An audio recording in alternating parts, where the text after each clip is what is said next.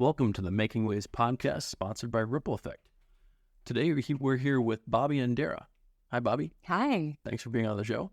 Thank you for having me. You are a professional in clinical laboratory sciences. Is that correct? That is correct. So this is what you do for a living. This is your professional. So can you give us a little bit of background? Yeah. I received, at the time in the military, it's called medical laboratory journeyman. I received that back in 1991.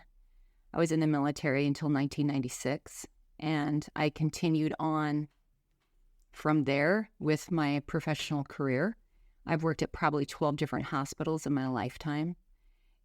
You were intimately involved with internal testing at Sanford for PCR tests. Correct. COVID testing. Mm-hmm. Could you give us a little bit of background about that? I mean, this is what you did. I was not actually in the lab testing it. What I did, because my emphasis is on regulatory compliance coding, so what I did was I would set up events for the testing to take place. What makes a person vaccinated versus unvaccinated when they're admitted to the hospital? During the middle of everything that was going on during this outbreak, the CDC did come out and did provide some guidelines for the hospitals that if you received the vaccination and it was less than 14 days from receiving that vaccination, not quite sure if it was first dose, second. I think it was first dose for those that are just only single dose, and then it was second dose for those that had the double dose. If it was less than 14 days, you were considered unvaccinated. Was there a pandemic of the unvaccinated? In my professional opinion, I do not believe so. What was it about this outbreak that made you question how it was being handled? Well, there were three specific things. One of the first things was that they were calling it a coronavirus. Now, in my training, coronavirus basically means a cold. Not that it does now. Early 2000s, they added other chimeras, they added hybrids and influenza-like viruses as well. But in my opinion, it was a cold. So you do not vaccinate for a cold. Why? Because cold viruses mutate at such a rapid rate, you would never be able to catch up with it. So that was my first question. Why are we vaccinating against a cold if it is a coronavirus? Why are we doing this? And why are we doing it during an outbreak? So it's not even just vaccinating against it. It's during an outbreak, which means the vaccine escape would have been even greater for the virus because it's always going to want to mutate, exponentially so. Then the other thing that happened, February of 2020, the story about the Diamond Princess came out. And the Diamond Princess basically was a cruise ship. And this cruise ship was stayed at port, which means it had to stay out at sea, and it could not port because there was a massive outbreak of COVID-19 on the ship. Now, the thing about it is any scientist will tell you this is the perfect experiment. You have people who are in close proximity with one another. They still have access to clean air outdoors. You also have the different age groups that would have been required for you to be able to say, okay, this age group was affected this way, this age group this way. Well, after all was said and done, there were approximately 1,321, give or take a few, people that were over the age of 70. The fatality rate only happened with those that were over the age of 70, or I would say the fatalities, not the fatality rate. The fatalities was over the age of 70. There were about 7 of them, which puts it at 0.01. When I heard about the Diamond Princess, I really began to question, wait a minute, this appears to be something that really affects the elderly the worst, and maybe those with comorbidities, and maybe the really, really young with other issues. That was one thing that really, really caught my eye. And the thing is that we also had to look at how it was being tested. They used real-time PCR to test for this virus. Well, basically what real-time PCR is it goes through several cycle revolutions. To put it in layman's terms, if you compound a penny every day for 30 days, you're going to get $5 million some odd dollars at the end of 30 days. It is just exponential. Same thing happens with the virus. And by the way, the virus supposedly or allegedly was never isolated. So they used pieces, okay? And this happens. And I'm not saying that everybody has something isolated and then you are able to identify the whole virus. In this case, it was this little snippet.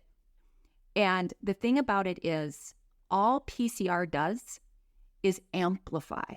It does not have the ability to diagnose.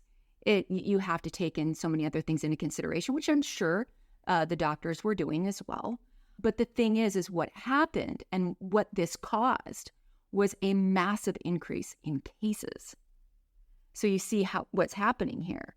So when you increase your cases, and on top of that, because you're just looking for this snippet, doesn't mean you're sick, doesn't mean you're going to give it to somebody else, just means that whatever this snippet is, your body or your blood has this snippet in it. Okay. Just for clarity, you're talking about snippets of DNA. Correct. Then you have all of those people that were preemptively screened. It was unlike anything I'd ever seen. Even during flu season, people don't walk into a store and say, we're going to go ahead and we're going to do a test on you to make sure you're negative for the flu. To me, it was unprecedented. So what happens when you're testing, you're going to increase your cases.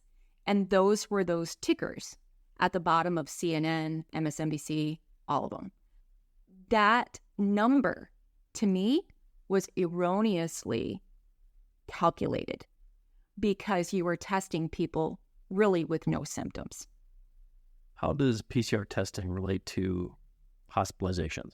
If a person was indicated to have this virus in them, and if they were symptomatic, then they would follow up with their doctor, of course. A lot of times these tests were taken in the ER. They could have been taken anywhere, but they taken in the ER. And then it would cause that patient to be admitted with a COVID infection admission, even though they may have been suffering from walking pneumonia or whatever. COVID, the AMA was very specific with COVID diagnosis codes.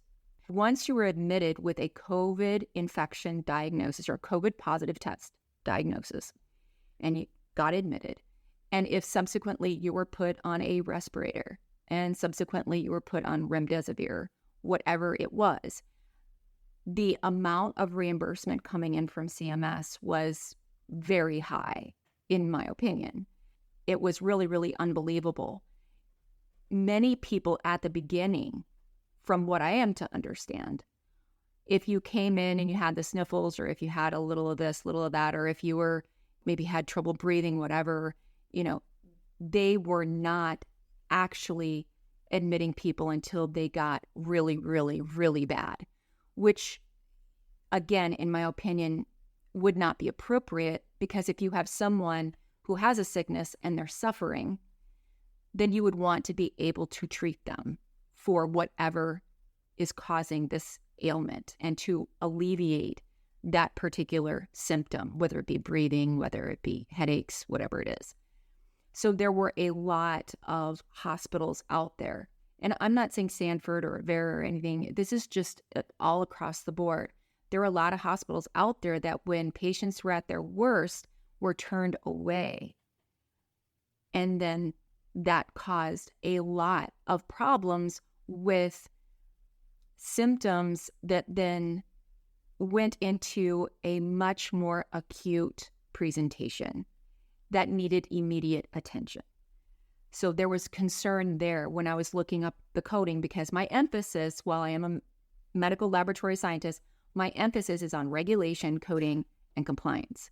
So I was looking at everything that was kind of swirling around what the operational processes were and how they impacted one another. And I was seeing just a massive increase in reimbursement specifically for COVID and COVID-associated hospitalizations. Where do you think things are going from here? Well, considering everything that we've talked about today and the fact that as a scientist, I did have concerns because things were not matching up for me, I would say if the rollout of injections was not for health reasons, and in fact, maybe causing detrimental effects on those who have taken it, what was it really for? I'd like to quote here, I think it's Benjamin Franklin, "Those who would give up essential liberty to purchase a little temporary safety deserve neither liberty nor safety." And this is concerning because a lot of things changed after these vaccine mandates were pushed out there. And it's not for me to say someone should take it or not take it. That's not this discussion. It's all about whether or not someone should be forced to. And that's where I have my sovereignty. That's where I stand. I would like to give some recommendations for your listeners, if that's okay. Absolutely. Go ahead. Okay. The first recommendation I would like to give is Dr. David Martin. It is a video of him talking to the EU.